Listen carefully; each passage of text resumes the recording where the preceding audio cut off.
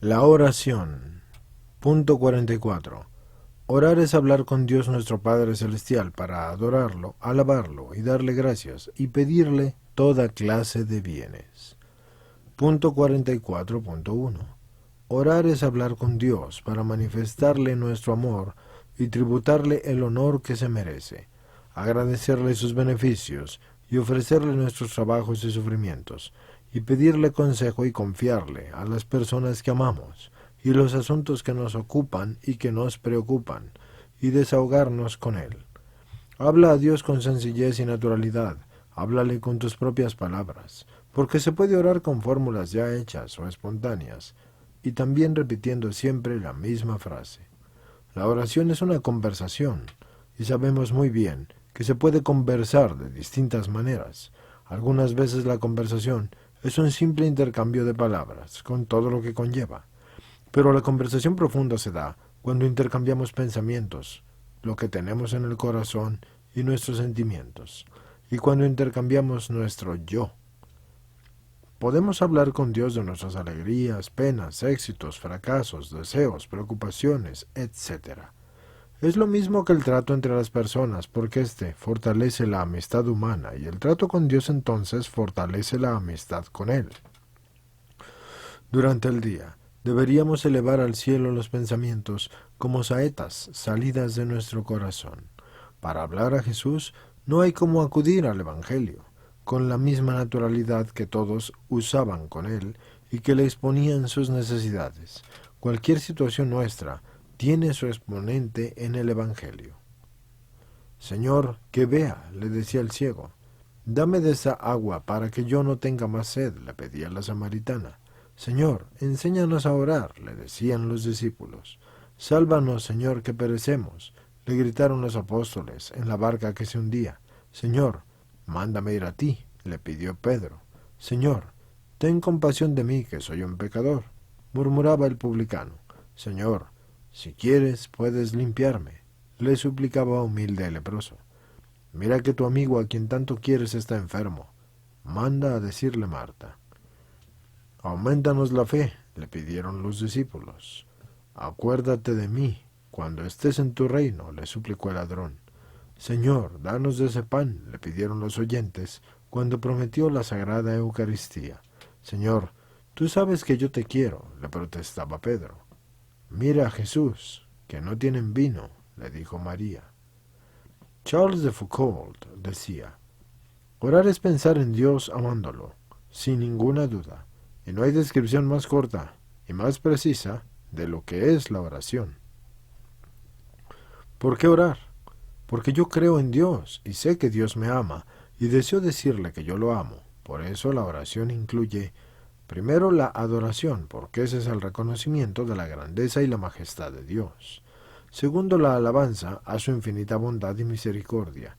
Tercero, el ofrecimiento incondicional a realizar la voluntad de tan altísimo Señor. Cuarto, la súplica del perdón y el reconocimiento de la pequeñez del que ora. Quinto, la acción de gracias por tantas bendiciones y favores recibidos. Sexto, la petición humilde de la ayuda de la gracia y del favor de Dios para tantas necesidades. Para hablar con Dios no es necesario que se pronuncien palabras materialmente hablado, porque se puede hablar también con el corazón.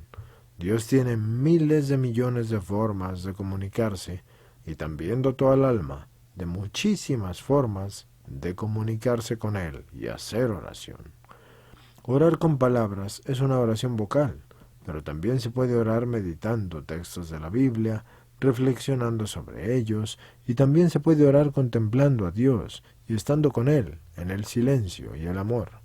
La oración no se aprende, sale sola. Lo mismo que no se aprende a reír o a llorar. La oración sale espontáneamente del corazón que ama a Dios. Se ora saludando a Dios, dándole las gracias, pidiéndole perdón, solicitándole ayuda, manifestándole el amor y todos los etcéteras. Muchas personas creen que orar es difícil y están muy equivocadas.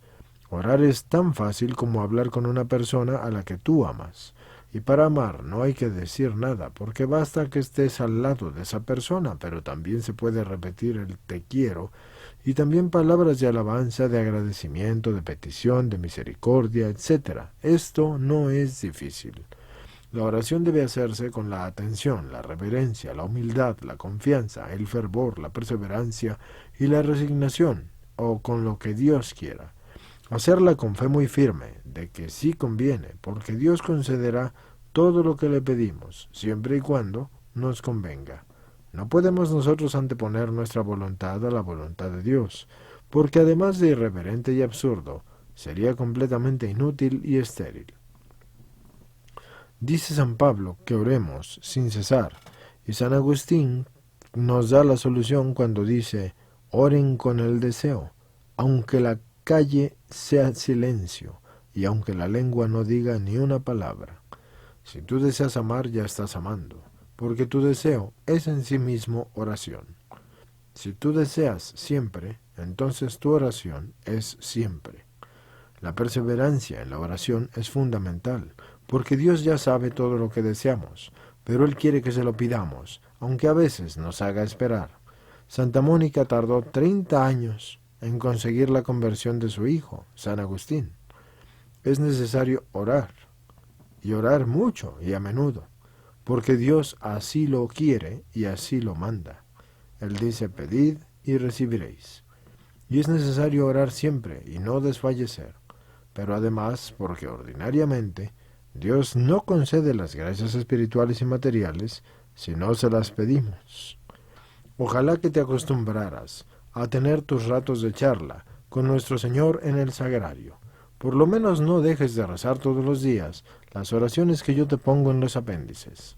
Pero yo te advierto que la oración bien hecha no es la recitación de plegarias que se repiten distraídamente solo con los labios.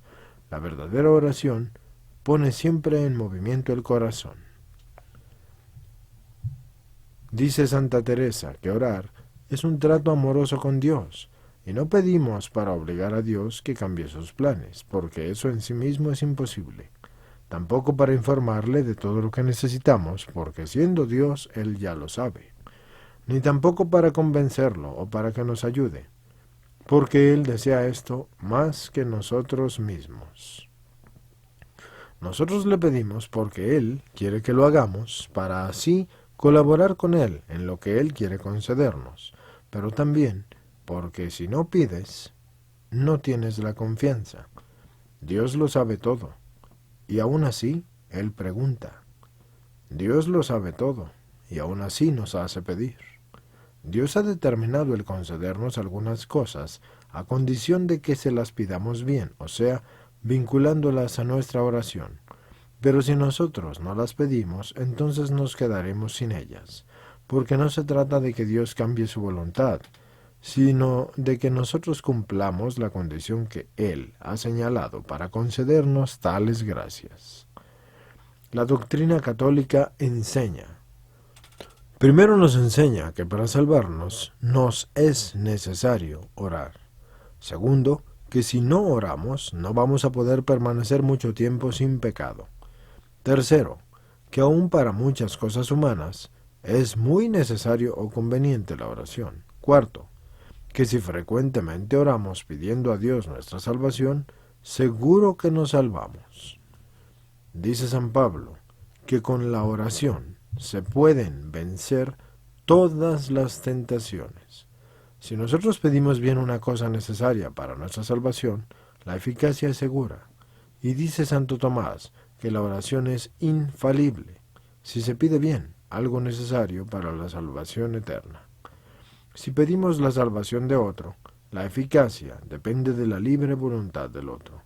Pero nuestra oración sí que le conseguirá gracias de Dios para facilitar que Él se incline hacia el bien. Pero no solo pedir, porque también hay que alabar, adorar a Dios y saber agradecer. Más vale rezar poco y bien que mucho y mal. Si por dedicarte a largos rezos vas a hacerlos de una forma distraída y rutinaria, entonces mejor reza la mitad o la cuarta parte. Pero entrega tu corazón, concéntrate, piensa lo que haces.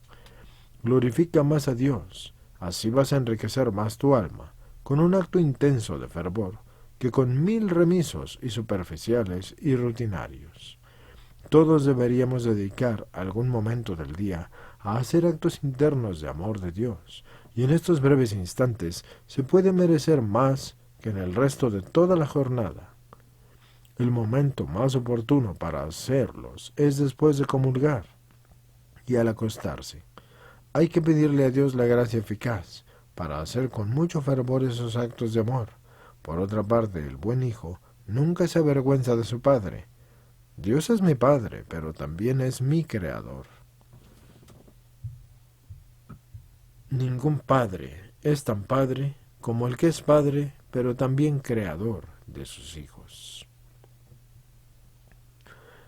Es una ingratitud regatearle a Dios las manifestaciones de amor y reverencia. Solía decir el emperador Carlos V que nunca es el hombre más grande que cuando está de rodillas delante de Dios. Los animales nunca rezan. Punto 44.2. Convendría que cada familia fijara un mínimo de rezo en común. Este podría ser, número 1, leer un trozo del Evangelio, que de cuando en cuando deben comentar entre todos. Punto número 2, darle gracias a Dios antes de comer, y por poderlo hacer, y además pedirle que nunca nos falte lo necesario. En los apéndices tienes una oración para bendecir tu mesa. Punto número 3, rezar un misterio del rosario cada día. Al menos se podrían aprovechar los desplazamientos del fin de semana para rezar un rosario entero o algún misterio suelto. ¿Se dan cuenta, señores? Este sacerdote nos da la manera más simple de rezar el rosario porque somos tan pobres que no rezamos el rosario, o muy pocos lo hacemos. Yo, por ejemplo, les digo, y no me echo flores, voy a misa siempre que puedo, todos los días, pero sé que habrá algunos que por circunstancias X o Y no podré hacerlo. Sin embargo, yo no voy a misa por precepto, yo voy a misa por amor. Y segundo, todos los días rezo el Rosario de la Misericordia a las 3 de la tarde, no exactamente a las 3, sino en esa hora, y todos los días rezo el Rosario. Lo rezo por los que no quieren orar, por los que no conocen a Dios, por los que odian a Dios, por los que les fastidia la oración, por la iglesia militante, purgante y divina. Y la comunión la ofrezco para que Dios sane mi discapacidad física, porque para los que no lo saben, yo nací traído al mundo con fórceps mal aplicados, y sé que Dios va a sanarme, pero lo pido con fervor verdadero, y por eso hago oración. Continuando con la lectura, esta buena costumbre nos ayudaría además a alcanzar la protección de Dios en la carretera. En los apéndices tienes un modo de rezar el rosario. Al acostar a los niños te convendría rezar con ellos y ayudarles a hacer un examen de conciencia, y que le pidan perdón a Dios por sus faltas, pero también que le den gracias por sus beneficios. Pedirle a Él por las propias necesidades, pero también por las de los demás y por las del mundo entero, y por la Iglesia, y por la conversión de los pecadores, y por la salvación de las almas. Aprovechar también todas las ocasiones propicias para ir instruyéndole religiosamente a las personas. En un bautismo, hablarle del pecado original y de la gracia. En un entierro, hablarle del juicio de Dios, y del purgatorio, y del cielo, y del infierno. Después de la misa, hablarle de la Eucaristía, del sagrario y del sacerdocio. Ante una imagen, hablarle del Sagrado Corazón, de la Virgen y de los santos. En una pena o contratiempo, hablarle del valor del sufrimiento por el amor de Dios. En una alegría, hablarle del amor de Dios y de su providencia. Enseñarle a hacer pequeños sacrificios como regalos a Dios, en expresión del amor que le tenemos, o para reforzar una petición que a Él le hacemos, etc. En tus alegrías, siempre dale gracias a Dios, y aunque no las tuvieras, por cada segundo, por cada instante, por cada momento, por cada día, No olvides, siempre di, gracias Dios por todo. Gracias Dios por todo. Gracias Dios por todo. En tus penas, ofrécelas a Dios por el amor a Él.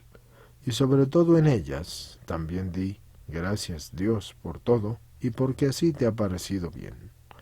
Gracias Dios por todo, y porque así te ha parecido bien. Gracias Dios por todo, y porque así te ha parecido bien. En tus trabajos hazlo todo siempre con buena intención y de la manera más perfecta. En tus pecados pide perdón, y en tu trato con los demás siempre recuerda, una empresa no es más que un montón de personas en una institución al servicio de otras. Entonces, ¿cuál es el secreto? El servicio. En tu trato con los demás, ten espíritu de servicio, porque una persona con 20 títulos, lo único que hizo fue conseguir el conocimiento de 20 formas diferentes de servicio al prójimo. Con la oración, Dios nos ayuda a salir airosos de las situaciones más difíciles. Cuenta Javier Martin, una antigua leyenda de la Edad Media. La oración. Un hombre muy virtuoso injustamente fue acusado por haber asesinado a una mujer. En realidad el verdadero autor era una persona muy influyente de ese reino. Por eso, desde el primer momento se procuró un chivo expiatorio, para así encubrir al culpable. El hombre fue llevado al juicio, ya conociendo que tendría escasas o nulas esperanzas de escapar al terrible veredicto que era la horca. El juez, que había sido comprado, cuidó no obstante de dar todo aspecto de que fuera un juicio justo, y por esto dijo al acusado: «Conociendo tu fama de hombre justo y devoto del Señor, vamos a dejar en manos de Él tu destino. Vamos a escribir en 2 papeles separados las palabras culpable e inocente.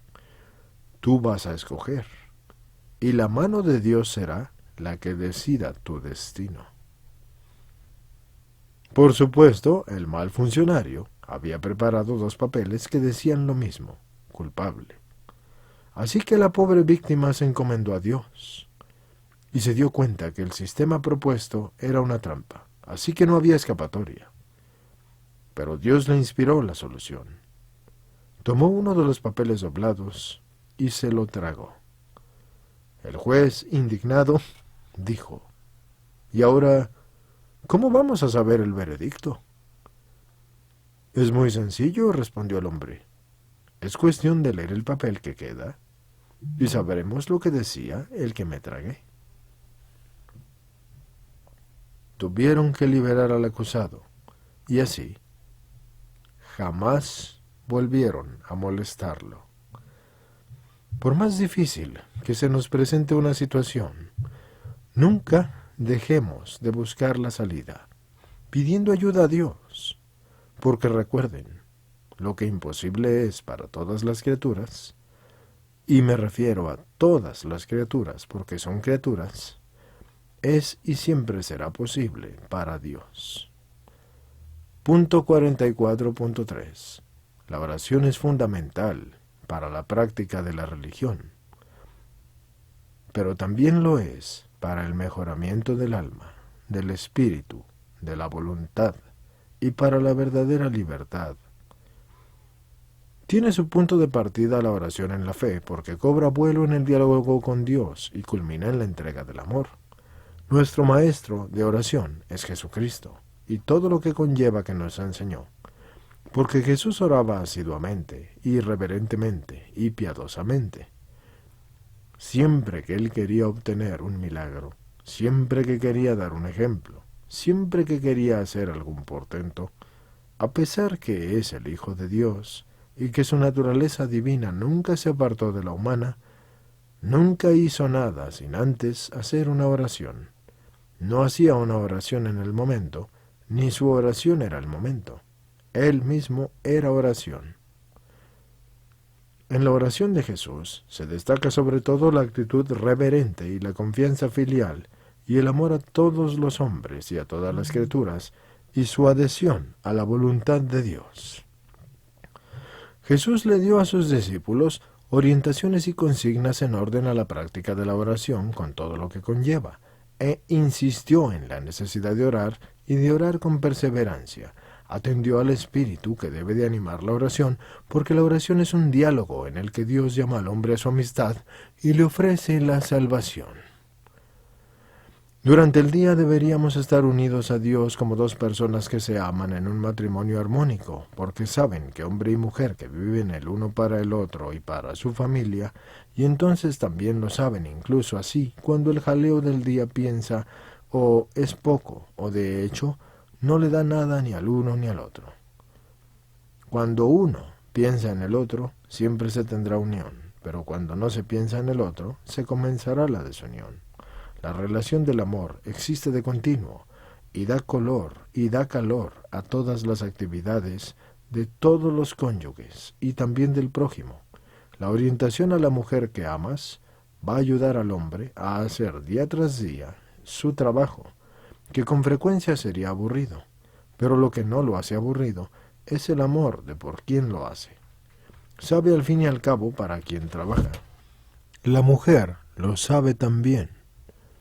Y por eso saca fuerzas, la mayor parte de las veces para atender con esmero el mantenimiento de su casa. Ambos viven en la atmósfera de la unión, aunque los momentos en que conscientemente se ocupen uno del otro sean escasos. Viven el uno para el otro, y este existir el uno para el otro forma la mayor parte del tiempo del trasfondo oculto ante el cual transcurre su vida. En un matrimonio de ese estilo, tienen lugar de vez en cuando celebraciones espontáneas, en las que todo lo que está ahí, inadvertido, pero real, se expresa de una manera explícita y se eleva de ese trasfondo a una vivencia de primer plano con todo lo que conlleva. La vivencia de lo que está en el trasfondo y la vivencia de lo que está en primer plano no se opone, sino que se superpone y se complementa. Esto se puede aplicar a nuestro amor a Dios. Punto 44.4. El valor de la oración. El valor de la oración es muy grande. Con ella trabajamos más que nadie en favor del prójimo y convertimos más pecadores que los propios sacerdotes y curamos más enfermos que los médicos. Defendemos a la patria mejor que los mismos soldados porque nuestra oración hace que Dios ayude a los soldados, a los médicos, a los sacerdotes, para que Dios a través de ellos se consiga todo lo que es mejor para cada criatura, todo lo que más conviene según su divina providencia, su santa, sabia y perfecta voluntad. Y si la voluntad y el corazón de ellos no está de acuerdo con la voluntad de Dios, aún así el Señor mueve los corazones para que se consiga lo que pretenden de acuerdo con su santa ley y de acuerdo con la oración. Dice la Madre Angélica, podéis conseguir más con la plegaria que con $1,000 millones. Yo recomiendo que vean mi video, Cómo cambiar el mundo, el poder de la oración. No hay que confundir la oración cristiana con el zen o con el yoga, porque hoy están muy de moda esas prácticas de meditación oriental como el zen y el yoga, pero esas prácticas implican riesgo para los católicos. Por eso, el Vaticano ha publicado un documento alertando a los católicos porque el zen y el yoga degrada la oración cristiana y puede degenerar en un culto al cuerpo. Ese no es el único mal que tiene, estimados escuchantes. Yo, que he servido a Dios para ser exorcista, les digo que el yoga y el zen son dos de las mejores maneras para invocar al demonio. Ustedes podrán no creerlo si quieren, pero es real. Vamos a continuar con la lectura y después voy a poner en mi canal una explicación y un libro sobre todas las posturas y el tipo de invocación que se hace a los diferentes demonios a través del yoga y el zen. Los tipos de yoga buscan llevar a los que lo ejercitan a un concepto y una práctica pagana, como la búsqueda de vacío interior para llegar a la conciencia de la propia divinidad. es decir, a la autodivinización y hacerse uno mismo su propio Dios. Y noten que este sacerdote escribe eso de Dios propio con minúscula. Por eso el sacerdote indio, el padre Manjakai, ha dicho, el yoga es incompatible con la espiritualidad cristiana porque es panteísta. También el Papa alerta a los que se abren a las religiones orientales en las técnicas de meditación y ascesis.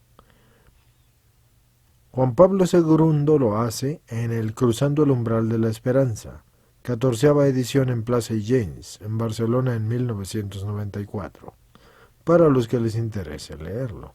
Este libro tiene muchos libros de los cuales se basó el sacerdote que lo hizo, tal cual, que ya se los he repetido muchas veces, el padre Loring. Este libro tiene muchísimos libros, mucha bibliografía. Punto 44.5. Ten la costumbre de acudir a Dios en todas tus penas y alegrías, y en tus penas para encontrar consuelo y ayuda, y en tus alegrías para dar gracias y pedir que se prolonguen. De suyo la oración se hace a Dios, pero muchas veces tomamos a la Virgen o los santos como mediadores, lo mismo que nos valemos de los secretarios o de los grandes personajes de este mundo. Dios escucha a la Santísima Virgen y a los santos mejor que a nosotros, porque ellos lo merecen más. Dios conoce nuestras necesidades y las remedia, muchas veces sin que se lo pidamos. Pero de ordinario quiere que acudamos a Él, porque con la oración practicamos muchas virtudes, como la adoración, el amor, la confianza, la humildad, el agradecimiento, la conformidad, etc. La eficacia de la oración y su necesidad no es por el influjo que ejerce en Dios, sino en el que ora. Dios siempre está dispuesto a colmarnos de gracias, pero nosotros en cambio no siempre estamos dispuestos a recibirlas. La oración nos hace aptos para esto. Por eso nunca debes cansarte de pedir a Dios lo que necesitas. Y no es que Dios desconozca lo que necesitas, ni lo que yo necesito, pero sí que quiere que acudamos a Él. Si no te concede algo o no me lo concede, entonces será o porque no se lo pides bien, o porque no te lo mereces, o porque no te conviene. En ese caso, me va a dar otra cosa, pero la oración que sube al cielo nunca volverá vacía. Como una madre que cuando un niño le pide un cuchillo con el que se pueda cortar, no se lo da, pero sí le da un juguete. Y en caso de que en los planes de Dios esté dejarnos una cruz, nos va a dar las fuerzas para llevarla. Por eso dijo San Agustín, Señor, dame fuerzas para hacer lo que me pides, y pídeme lo que quieres. Está bien por eso que Dios nos ha dado la inteligencia y que tengamos nuestros puntos de vista, con tal de que nos olvidemos de que también Dios tiene sus puntos de vista y tiene su infinita inteligencia. Y en el caso de que esto no coincida, Dios es el que siempre tiene la razón, porque Él no se equivoca jamás. Nosotros sí nos podemos equivocar.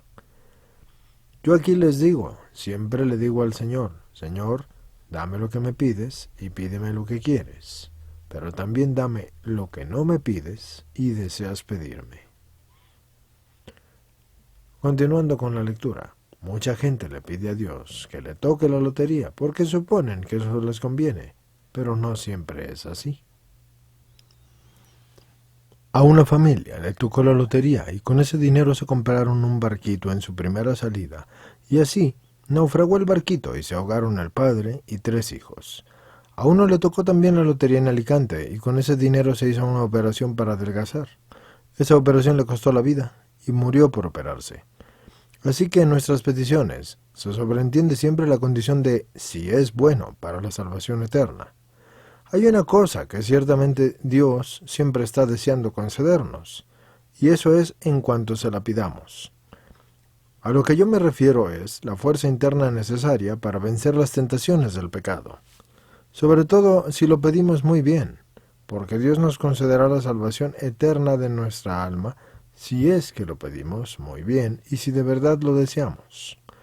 Cuando se piden cosas absolutamente buenas para uno mismo, si se piden bien, la eficacia de la oración es infalible, aunque a veces Dios modifica la petición en cuanto a las circunstancias, el tiempo y etc. Si es para otro, puede ser que ese otro rechace la gracia, como por ejemplo la conversión de un pecador, y eso por decir algo.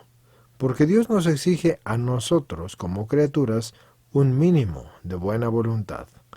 Él lo pone casi todo, pero hay un casi nada que depende de nosotros. Como si un hortelano no quiere molestarse en abrir las compuertas de las acequias para regar su huerto, no va a tener cosecha. No basta con tener las acequias y el agua. Hay que abrir las compuertas, por eso Dios no pone su casi todo, si nosotros no ponemos nuestro casi nada. Es una bonita oración la que puede decirse con: Señor, dame la decisión para cambiar aquellas cosas que yo puedo cambiar. La paciencia para aceptar las cosas que yo no puedo cambiar. Y la inteligencia para distinguir una cosa de la otra. Aunque de manera personal, estimados escuchantes, aquí le decían sabiduría. Es también muy bonita la plegaria del cardenal Juan Verdier, que fue arzobispo de París, y dice: Espíritu Santo, amor del Padre y del Hijo, inspírame siempre lo que debo pensar, lo que debo decir y cómo debo decirlo, lo que debo callar, lo que debo escribir y lo que debo hacer para procurar vuestra gloria, el bien de las almas y mi propia santificación. Jesús, en ti tengo toda mi confianza. Punto 44.6. Pero la vida de la gracia, además de respirar, necesita lo mismo que la vida natural, alimentarse. Dios también nos ha dado un alimento para la vida sobrenatural de la gracia, y ese alimento es la Sagrada Comunión, el verdadero cuerpo del mismo Jesucristo, bajo la apariencia del pan, que se guarda en el sagrario y que es la Sagrada Eucaristía. Es el recuerdo que Jesucristo nos dejó antes de irse al Padre y subir al cielo. Él se iba, pero al mismo tiempo quiso quedarse con nosotros hasta el fin de los siglos en el sagrario. Muy bien, rorros y rorras, aquí terminamos ya esta parte del libro, es decir, es la parte que tenía que ver con la vida sobrenatural. Y comenzamos con la siguiente, que es la Sagrada Eucaristía, en el siguiente capítulo. No olviden, suscríbanse al canal, es gratis. Y los que quieran una anciana membresía, soy su lector, Hugo Ramón Zamorano Sánchez, y pasamos al siguiente capítulo.